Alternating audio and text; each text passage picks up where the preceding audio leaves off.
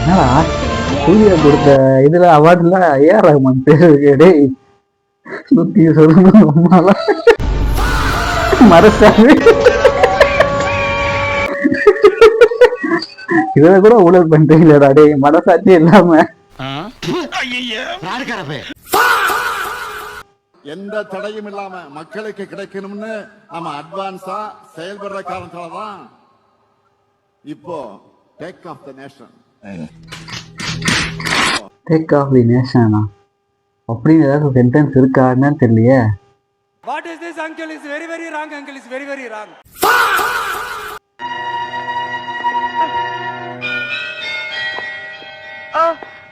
அடிக்கவே இல்ல கீழே விழுகுறியா?